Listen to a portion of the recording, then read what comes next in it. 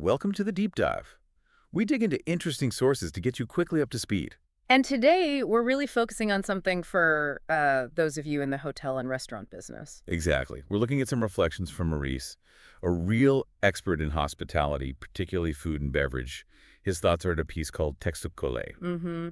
And our goal really is to explore French gastronomy, its roots, its core ideas. And crucially, how those ideas might spark something for your business, how you can maybe adapt some of that thinking. It's about thinking beyond just the plate, isn't it? Like imagine being at a French table. It's the whole atmosphere. Yeah, the smells, the conversation, the feel of it.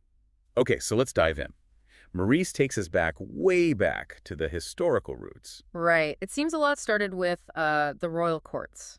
Think grand banquets. He specifically mentions Louis XIV at Versailles. This wasn't just dinner, it was like performance art. Totally. And it set a standard for, high-level dining, presentation, all of it. Maurice points out Louis XIV's legendary appetite. I saw that. 4 soups, oysters, loads of meat. Yeah. It kind of shows the extravagance, but also the importance placed on the meal itself. It was establishing haute cuisine. Okay, but then things changed, and Maurice highlights something really key for our industry here. Yeah. The French Revolution. A huge disruption. And Maurice explains that suddenly all these chefs who work for the nobility were, well... Out of a job. Exactly. So what did they do? They opened their own places in Paris. The first actual restaurants, in a way. Which is fascinating. It took this high-end exclusive thing and made it more public. Accessible, yeah. It's a great example of innovation born from necessity, something Maurice seems to really appreciate. And this influence didn't just stay in France. Maurice mentions the 1889 Universal Exposition in Paris. Ah, the Eiffel Tower fair. Right. But Maurice's point is, this was also a massive showcase for French cuisine on the world stage. And you see the legacy today. I mean, think about culinary schools. That 2023 study saying, 87% teach French techniques as foundational? Wow, 87%. That's huge. It shows how deep those roots planted back then really go. Definitely. So we have this rich history, but Maurice emphasizes it's not just about looking back. There's a whole French philosophy towards food. Yeah, and this is where it gets really interesting from Maurice's perspective. For the French, eating is, it's an event. A whole experience. Not just grabbing a bite. Not at all. He mentions the average time they spend at the table over 2 hours. 2 hours and 15 minutes, yeah. Compared to, say, Americans. Yeah. It's much longer. And it's not about eating more, it's about savoring. Savoring the food, the company, the moment. It's about appreciation. Which ties into quality, right? Right. And Maurice brings up this idea of terroir. Can you unpack that a bit? Sure. Maurice really stresses this. Terroir is, it's the connection between a product and where it comes from. The soil, the climate, the local knowledge, everything. So it's like the taste of a place. Exactly. He uses camembert from Normandy as an example.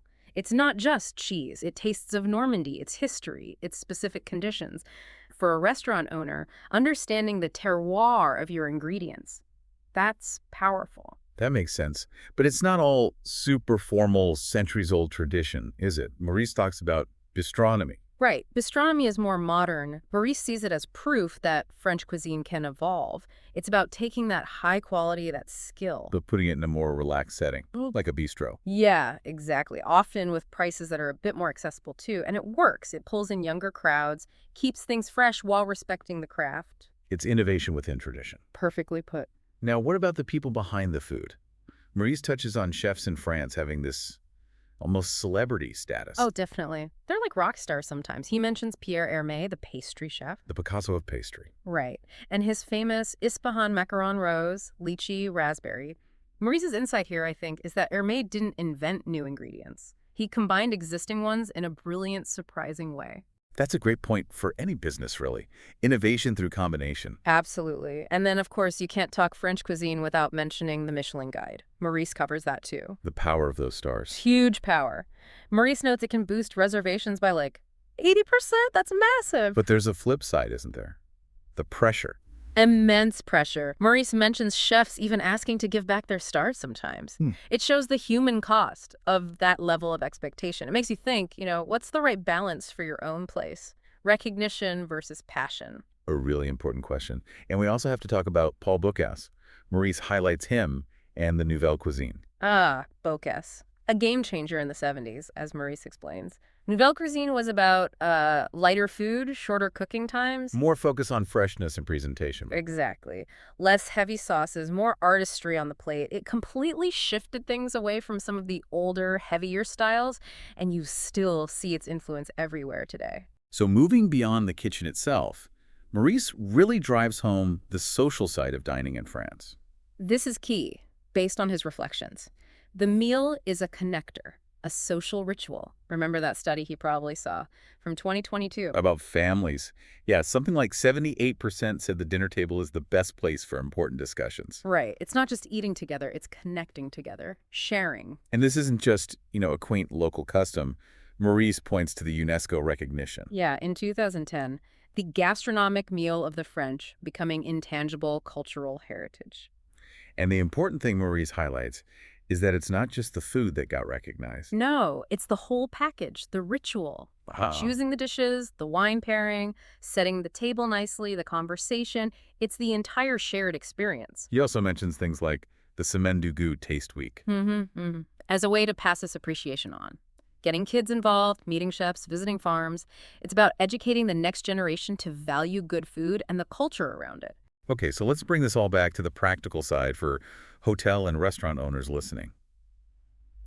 How can they apply these French principles, according to Maurice? He starts with authenticity. Yes. Maurice suggests that just like the French value the story behind their regional food, you should value the story behind your offering. Be genuine. What makes your place, your food, your service authentic? Tell that story. Customers connect with that. They really do. Then he talks about the complete experience. Going beyond just the main thing you sell. Exactly. Think about the ambiance, the service details, the music, the lighting.